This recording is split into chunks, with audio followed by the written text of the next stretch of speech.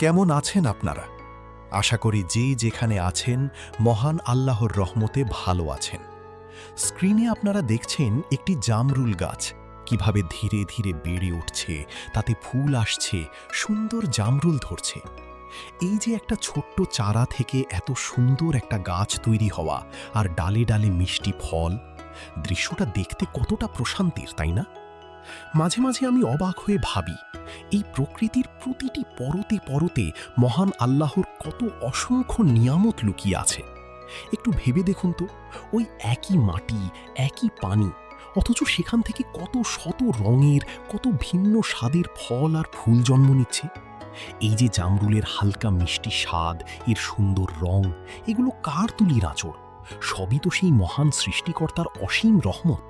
তিনি চাইলেই তো সব এক রঙের বা এক স্বাদের হতে পারত, কিন্তু তিনি আমাদের ভালোবাসেন বলেই প্রকৃতিতে এত বৈচিত্র্য দিয়েছেন। আজ আপনাদের সাথে আমি গাছের পরিচর্যা নিয়ে কথা বলতে আসিনি। আজ আমি আপনাদের সাথে জীবনের খুব সুন্দর একটা গল্প শেয়ার করতে চাই। অনেক দিন আগের কথা। এক গ্রামে এক বয়স্ক লোক বাস করতেন, যিনি প্রতিদিন বহু দূর হেঁটে নদী থেকে পানি আনতেন। তার কাঁধের বাঁকে দুটো বড় মাটির কলসি ঝোলানো থাকত। এর মধ্যে একটি কলসি ছিল একদম নিখুঁত, কিন্তু অন্য কলসিটার গায়ে একটা ছোট ফাটল ছিল। প্রতিদিন নদী থেকে পানি নিয়ে বাড়ি পৌঁছাতে পৌঁছাতে ওই ফাটা কলসিটার অর্ধেক পানি রাস্তায় পড়ে যেত। নিখুঁত কলসিটা নিজের এই পূর্ণতার জন্য খুব গর্ববোধ করত। অন্যদিকে ফাটা কলসিটা নিজের এই ত্রুটির জন্য খুব লজ্জিত থাকত। তার খুব কষ্ট হতো যে মালিক এত কষ্ট করে পানি ভরে, অথচ তার কারণে অর্ধেক পানি পথে নষ্ট হয়ে যায়। এভাবে প্রায় 2 বছর কেটে গেল। একদিন ফাটা কলসিটা আর চুপ থাকতে পারল না। সে খুব দুঃখ নিয়ে তার মালিককে বলল, আমাকে ক্ষমা করে দিন। আমার গায়ের এই ফাটলের কারণে আপনার এত পরিশ্রমের অর্ধেক পানি রোজ রাস্তায় পড়ে যায়। আমি আসলে কোনো কাজেরই না। মালিক তখন খুব মায়া নিয়ে হাসলেন।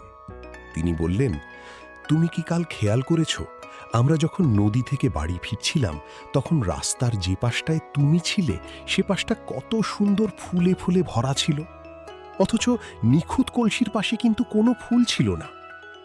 কলসিটা অবাক হয়ে শুনছিল। মালিক আবার বলতে শুরু করলেন, আমি প্রথম থেকেই তোমার ওই ফাটলের কথা জানতাম, আর জানতাম বলেই আমি রাস্তার ওই পাশে কিছু বুনো ফুলের বীজ ছড়িয়ে দিয়েছিলাম।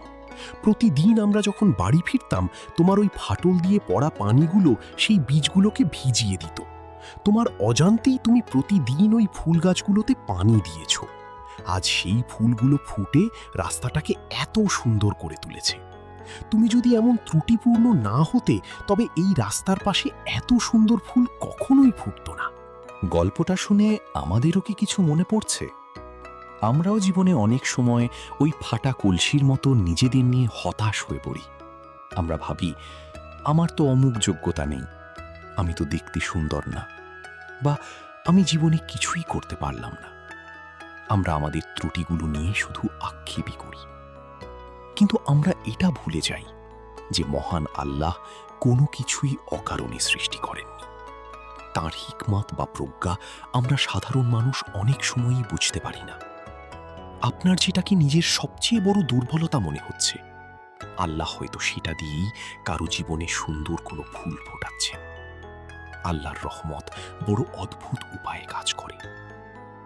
আমাদের সবার জীবনেই কিছু না কিছু অপূর্ণতা আছে, কিন্তু মহান সৃষ্টিকর্তা আমাদের এই অপূর্ণতাগুলোকে কাজে লাগিয়েই পৃথিবীতে এক অপূর্ব ভারসাম্য তৈরি করেছেন। প্রকৃতি আমাদের সবচেয়ে বড় শিক্ষক। এই যে জামরুল গাছটা আপনারা দেখছেন, এর সব ডালে কি সমান ফল ধরেছে? না, কোনো ডাল হয়তো ভেঙে গেছে, কোনো পাতা হয়তো পোকায় খেয়েছে।